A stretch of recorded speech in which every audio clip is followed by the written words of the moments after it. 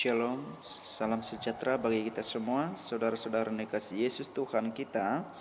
Hari ini kita akan belajar kepada firman Tuhan dalam renungan harian kita yang hari ini terambil dari Efesus pasal 4 ayat 17 sampai 24. Efesus pasal 4 ayat 17 sampai ayat yang ke-24 dengan tema hidup suci dan benar di hadapan Allah. Mari kita berdoa untuk kebenaran firman-Nya. Segala puji dan syukur kami terima kasih pada Tuhan Yesus bahwasanya Engkau baik adanya. Kebenaran firman-Mu pada hari ini Tuhan memberkati sehingga dengan demikian firman-Mu tidak berlalu tetapi berakar bertumbuh dalam setiap kehidupan setiap pribadi yang mendengar firman dan percaya akan firman. Terima kasih Tuhan, dalam nama Yesus mengucap syukur dan berdoa. Amin. Saudara-saudara sekalian yang dikasihi dan diberkati oleh Kristus Tuhan, tema kita hari ini hidup suci dan benar di hadapan Allah. Bagaimana supaya kita hidup suci dan benar di hadapan Allah? Inilah yang Tuhan inginkan, inilah yang Tuhan cari dalam setiap kehidupan kita sebagai orang-orang yang dipilih dan dikhususkan oleh Tuhan untuk hidup benar di hadapannya. Dalam perjalanan setiap kehidupan kita ingin supaya menyenangkan hati Allah. Karena itu Paulus di sini menjelaskan ayat 17 dikatakan, tetapi itu katakan dan kutegaskan ini kepadamu di hadapan Tuhan. Artinya suatu nasihat yang penting dalam hidup kita agar kita dapat hidup suci dan benar di hadapan Allah. Karena itu nasihat yang harus dimulai adalah dalam nama Tuhan Yesus. Ketika kita memberikan nasihat supaya orang hidup suci dan benar, maka harus di dalam nama Yesus. Kalau kita hanya menasihati tanpa dalam nama Tuhan Yesus, maka dianggap sebagai nasihat yang kurang berkenan. Tapi jika kita menasihati orang dalam nama Tuhan Yesus, supaya apa? Ya supaya dia hidup suci dan benar, supaya dia tahu tentang kebenaran hidupnya. Nah, nasihat yang harus dikerjakan atau yang harus disampaikan, maka Paulus dikatakan, aku menasihatkan kepadamu supaya kamu hidup suci dan benar di hadapan Allah. Kutegaskan, ya.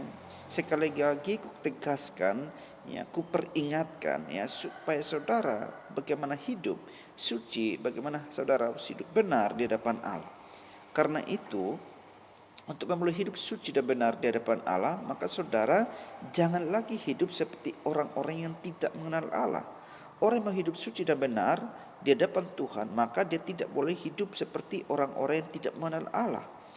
Nah, orang-orang yang tidak dapat mengenal Allah, maka kita dapat pahami bahwa tentu ya pikiran mereka sia-sia. Ya, pikiran mereka adalah pikiran-pikiran yang tidak benar, pikiran-pikiran merancang kejahatan, pikiran-pikiran yang senantiasa memikirkan hal-hal duniawi saja. Nah, ini pikiran-pikiran yang bertentangan dengan Allah, maka kehidupan kesuciannya tidak ada. Maka Paulus katakan, nasihatkan kepada umat pilihan Tuhan yang ada di Efesus, kutegaskan kembali supaya saudara pikirkan, ya, jangan sampai saudara tidak seperti orang-orang yang mengikuti kehendak Allah lagi, ya. Saudara harus pikirkan bagaimana kehidupan saudara harus sesuai dengan kehidupan suci dan benar di hadapan Allah.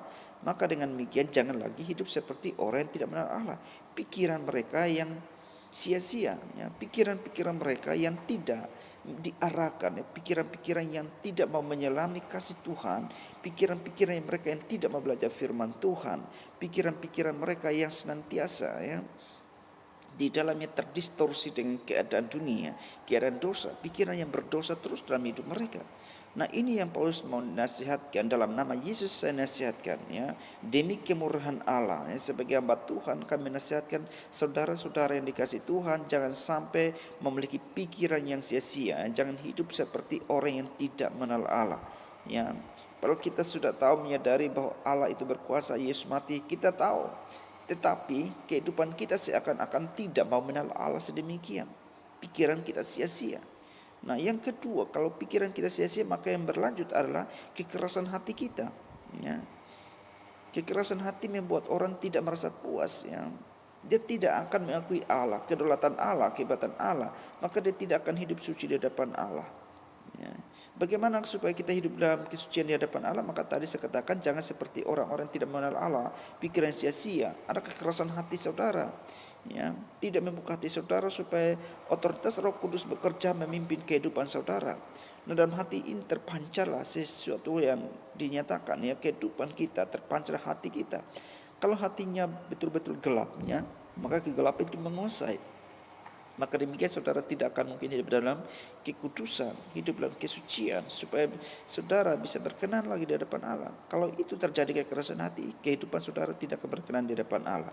Karena itu, kebenaran firman Allah mengajarkan prinsip-prinsip memanggil semua orang untuk datang pada Allah. Maka Paulus katakan, aku tegaskan dan ku nasihatkan kembali, saudara-saudara, demi kemurahan Tuhan Yesus saya dipanggil untuk memberikan nasihat, mengajarkan prinsip ini supaya saudara hidup dalam kebenaran. Ikutlah contoh teladan apa yang saya sudah lakukan, bagaimana dalam pemberitaan Injil itu, supaya saudara tidak sia-sia dalam kehidupan dalam diri kita masing-masing hari ini, tapi kita berguna bagi Tuhan, hidup sesuai dengan kesucian yang Tuhan berikan.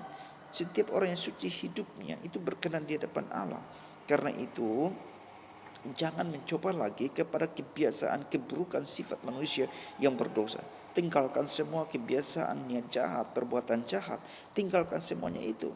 Kekerasan hati yang membuat orang merasa tidak puas ya dalam hidupnya. Maka karena ketidakpuasan itu dia melakukan kejahatan demi kejahatan, perbuatan-perbuatan yang jahat seperti itu. Saudara yang dikasih Tuhan, kalau itu terus memacu roh saudara, kehidupan saudara, saudara tidak dituntun oleh Roh Kudus. Roh Kudus memang sudah dicurahkan dalam dunia ini, tapi Roh Kudus akan berperan bagi orang-orang yang izinkan dia untuk berperan aktif. Tetapi jika saudara tidak mengizinkan dia, saudara akan memulai cara hidup yang salah, maka terus menerus akan seperti itu terus. Karena itu, Paulus katakan, ku nasihatkan, ku tegaskan, ku perintahkan kepada saudara-saudara, jangan seperti itu lagi.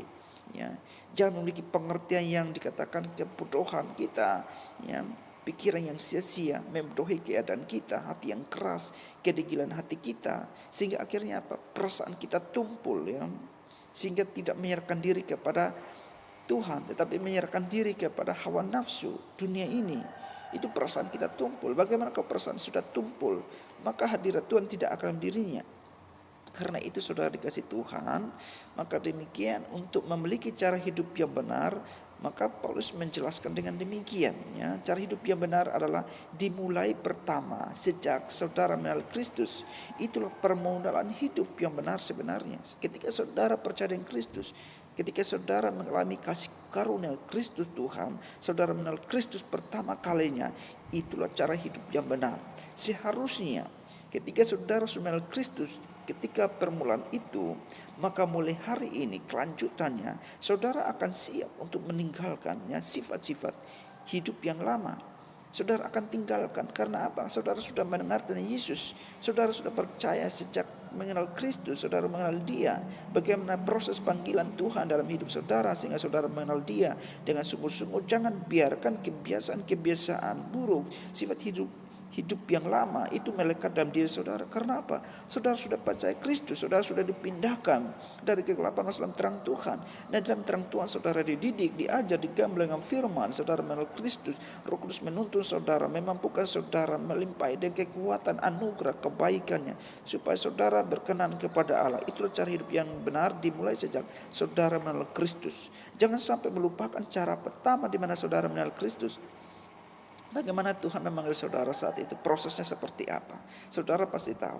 Maka dengan demikian, proses itu jangan sampai saudara lupakan, melainkan itu menjadi sesuatu kekuatan diri kita, bahwa Tuhan sudah memberikan perbuatan baiknya, menyelamatkan saya mengenal Kristus, maka dengan demikian saya akan siap untuk meninggalkan dosa. Saudara dikasih Tuhan, itulah hidup suci dan benar di hadapan Allah, siap untuk meninggalkan sifat-sifat hidup yang lama. Seperti contoh seperti baju yang lama, ya, yang sudah dikenakan sudah begitu lama. Nah, baju yang lama yang sudah usang, yang tidak bagus ini, yang sudah berbau ini, saudara harus buang. Tidak perlu lagi, ya, pakaian seperti itu. Karena itu ibaratnya adalah sifat kebiasaan namanya sudah melekat seperti pakaian yang melekat, dan itu saudara harus buang sekarang ini. Dan ketika saudara buang, maka dengan demikian apa yang terjadi? Saudara harus mengenakan pakaian baru. Nah, hidup yang baru yang harus saudara kenakan dalam Kristus. Maka penekasan Paulus katakan, saya menasihatkan supaya saudara meninggalkan sifat kebiasaan buruk dan kenakanlah manusia baru. Saudara dikasih Tuhan, kebenaran firman ini mengingatkan kembali kepada saudara bahwa hidup suci dan benar di hadapan Allah, meninggalkan sifat hidup yang lama atau baju yang lama dan gunakanlah baju yang baru, yaitu kehidupan manusia baru di dalam Kristus. Biarlah hati dan pikiran diperbaiki oleh Roh Allah. Hidup saudara diperbaiki oleh Roh Tuhan, memimpin alam pemikiran saudara semakin baik, hati semakin baik, sehingga hati dan suci, pikiran suci, segala pandangan suci, itulah yang berkenan di depan Allah. Jalani hidup demikian, jalanilah kehidupan dalam pimpinan Roh Kudus, sehingga pikiran saudara berkenan, perasaan saudara tidak tumpul, tapi saudara peka terhadap suara Tuhan, saudara peka terhadap kehendak Allah. Saudara kalau ibaratnya selumbar kotoran yang kecil masuk dalam mata saudara, maka sensitif sekali mata itu sendiri, maka kita tidak merasa tenang sampai harus dikeluarkan. Demikian juga kehidupan dosa, kalau melekat dalam diri kita, itu seharusnya kita merasa sakit dalam diri kita. Tapi jika itu sudah dibuang, maka kehidupan kita seharusnya berubah, dipimpin oleh Roh Tuhan dalam setiap kehidupan kita. Saudara dikasih Tuhan, kebenaran firman Tuhan memanggil kehidupan siapapun dia. Hari ini dimanapun berada, hidup suci dan benar di hadapan Allah harus ada dalam hidup kita. Maka ambillah keputusan itu. Jangan lagi hidup seperti orang-orang yang tidak mengenal Allah. Pikiran kita yang sia-sia, yang membawa kita dalam perasaan yang tumpul, menjadikan kita dalam kebodohan dunia, oleh karena kuasa kegelapan menjadikan kita agar tidak berkenan kepada Allah. Kekerasan hati kita, jauhkan semuanya itu, mulai berubah, memiliki cara hidup yang baru. Tinggalkan itu semuanya. Gunakanlah manusia baru dalam Kristus. Bila biar Roh Kudus memimpin pikiran hati saudara untuk hidup dalam kemenangan hari ini selamanya bersama Tuhan Yesus.